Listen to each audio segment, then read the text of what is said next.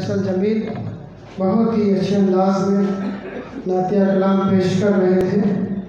मैं अपने पूरे स्टाफ की तरफ से, पूरे स्कूल की तरफ से इस मीटिंग में आए हुए तमाम गार्जियन का, तमाम अभिभावकों का स्वागत करता हूँ, वेलकम करता हूँ, इस्तकबाल करता हूँ।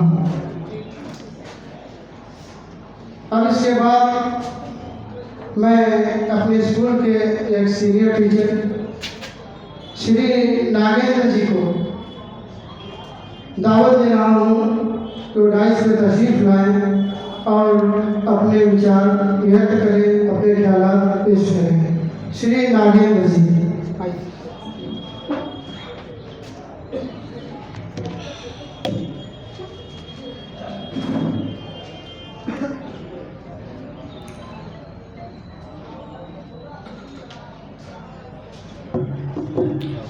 सर्वप्रथम मंच पर उपस्थित हमारे अध्यापकगण एवं विद्यालय के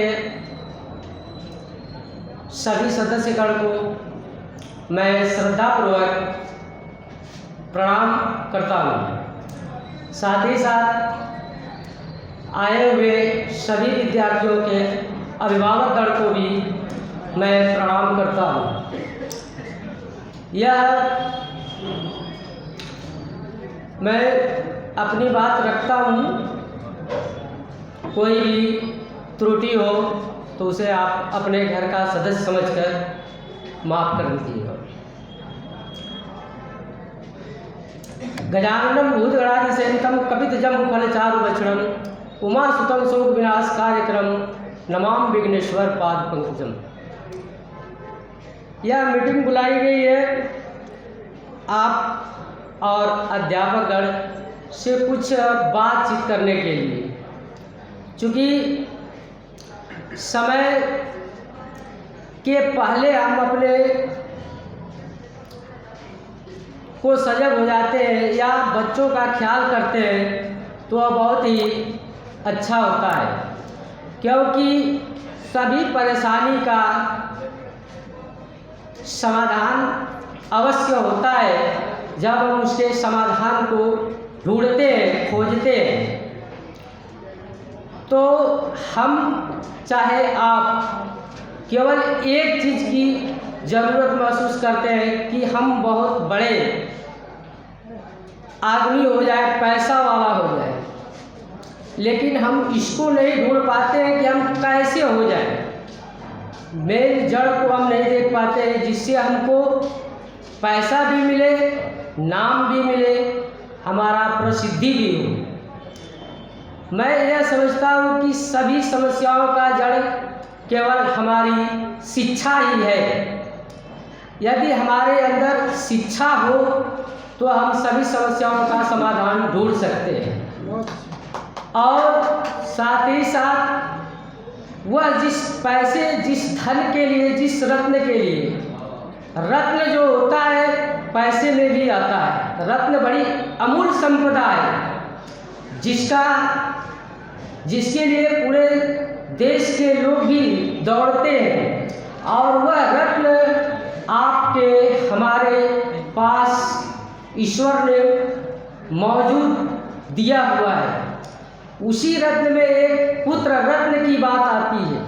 जो वह पुत्र रत्न है वह आपके सारे समस्याओं का हल निकाल सकता है। जो आप नहीं कर सके वह आपका बच्चा कर सकता है। लेकिन चूँकि हमें उसकी थोड़ा सा देखभाल करना आवश्यक है। हम आपका ध्यान बच्चों के अपने बच्चों की तरफ ले चलते हैं कि आपको इतना पता तो जरूर है कि हमारा बच्चा यारों स्कूल में पढ़ता है, लेकिन आपको अभी यह पता नहीं है कि हमारा बच्चा किस क्लास में पढ़ रहा है, किस सेक्शन में पढ़ रहा है। तो आप खुद ही अंदाज़ा लगा सकते हैं कि आप अपने पुत्र रत्न, जो धन की प्राप्ति करने वाला, आपको आगे बढ़ाने वाला, आपके नाम को आगे बढ़ाने वाला, आपके परिवार को आगे बढ़ाने वाला, और आप उसके बारे में थोड़ा भी नहीं जान रहे कि हमारा लड़का किस क्लास में पढ़ रहा है। तो इस पर थोड़ा ध्यान देने की बात है। और शिक्षा एक ऐसी चीज़ है कि सभी धनों में एक अमूल्य धन है। इसको कहीं भी आप किसी दुकान पर या कहीं पर भी आप खरीद नहीं सकते, न बिकती है। इसे सीखा जाता है, इसके लिए अभ्यास होता है, अभ्यास कराया जाता है। और हम अध्यापकगण सभी बच्चों को अपना बच्चा समझकर पढ़ाते हैं और हम ही चाहते हैं कि यह बेहतर से बेहतर, अच्छा से अच्छा पढ़े। लेकिन चूंकि थोड़ा सा आपकी मदद मिल जाएगी तो वह लड़का ज़रूर आगे बढ़ेगा, ज़रूर सीखेगा। आपका ध्यान थोड़ा सा मैं उस पर लाना चाहता हूँ कि जब लड़का घर पर पढ़ता है, घर जाता है, तो आप उसको केयर नहीं करते हैं। उसको देखिए कि लड़का आया है तो विद्यालय में भी देखिए विद्यालय में क्या पढ़ाया गया, उसका कॉपी खोलिए, देखिए कि क्या पढ़ाया गया है, क्या काम मिला है। उसके बाद उस पर समय दीजिए। 2 घंटा कम से कम लड़का शाम को पढ़े तो लड़का ज़रूर कामयाब होगा, क्योंकि परिश्रम ही हमारी सफलता की कुंजी होती है। क्योंकि परिश्रम ही सफलता की कुंजी होती है और हम मेहनत नहीं करेंगे तो सफल नहीं होंगे। नाम लिखा लेने से हम पास नहीं हो जाएंगे। पास भी होंगे तो कागज़ की मार्कशीट लेकर हम कोई कामयाबी हासिल नहीं कर पाएंगे। इसलिए हम यह चाहते हैं कि आप लोग थोड़ा अपने बच्चों को घर पर ध्यान दें और जितना भी आपको कमाना है, जितना पैसा आप कमाना चाहेंगे, इच्छा आपकी जो है वह आपका बच्चा अवश्य ही पूरा कर देगा, पर उस पर आप ध्यान देंगे। और ज़िंदगी में परेशानियां तो बहुत है, परेशानियों की कमी नहीं है। इसलिए कि कहा जाता है, करते हैं व्यापार तो हानियां बहुत हैं, करते हैं व्यापार तो हानियां बहुत है, जीते हैं जिंदगी तो परेशानियां बहुत हैं। फिर भी हम कदम कदम पर हमेशा आगे बढ़ते रहते हैं, क्योंकि हम पर ईश्वर का आशीर्वाद बहुत है। तो इसलिए हमें कदम कदम पर परेशानियां रहती है, समस्या रहती है हमारे पास, गार्जियन के पास कि बच्चों को कैसे देखभाल करें, लेकिन उसी में उसको एडजस्ट करके उसको देखना पड़ता है।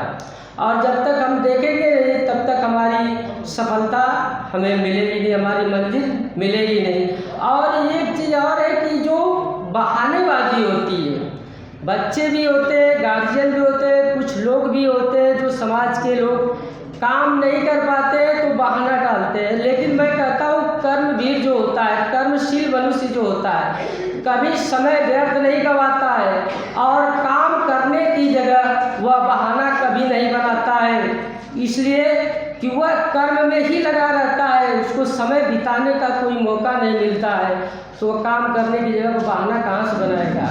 इसलिए आप सभी लोग बच्चों को थोड़ा ध्यान देते हुए घर पर आप इंक्वायरी करिए, उसका देखिए कि विद्यालय में क्या पढ़ाया गया है, क्या याद करने के लिए दिया गया है और उसकी कई घंटा पढ़ रहा है तो केवल लिख रहा है कि कुछ याद भी कर रहा है। क्योंकि किसी को नकल करना बुरी बात नहीं है, लेकिन अच्छाई का नकल किया जाता है, बुराई की नकल नहीं किया जाता। जो अच्छाइयाँ आपको दूसरे के बच्चों में लग रही है वह अच्छाइयाँ आप अपने बच्चों में डालिए, कुछ अच्छाइयाँ अपने बच्चों में पैदा करिए, वह संस्कार पैदा करिए, बोलने का, बैठने का, उठने का सब तौर तरीका उसको आप भी करिए। हमारा विद्यालय और हम तो उनको रोज़ सिखाते हैं, लेकिन थोड़ा आप कर लेंगे तो और बेहतर हो जाएगा। हम तो रोज़ उनको सिखाते हैं, इसीलिए आप लोगों को यहाँ बुलाया गया है कि बच्चों के बारे में थोड़ा बातें हो कि लड़का जा किस दिशा में रहा है। थोड़ा आप भी ध्यान देंगे घर पर कि हमारा लड़का स्कूल से आया तो बैग रखकर केवल भाग ही गया, इधर उधर खेलने चला गया, कि कुछ खाया पिया कि नहीं खाया पिया, खाया पिया तो 1 घंटा रेस्ट किया तो पढ़ा कि नहीं पढ़ा, लिखा कि नहीं लिखा। यह थोड़ा घर पर आपकी जिम्मेदारियाँ हैं।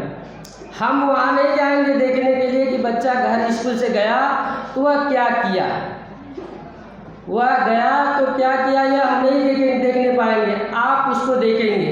हम विद्यालय में आया तो उसको देखेंगे कि पढ़ा है कि नहीं पढ़ा है, नहीं पढ़ेगा तो हम क्या करेंगे, हम उसको मार भी नहीं सकते हैं। जैसे आएगा उस स्थिति में उसको बैठा कर उसके और अच्छा तरीके से उसको बता सकते हैं कि बेटा समझ जाओ, पढ़ो लिखो।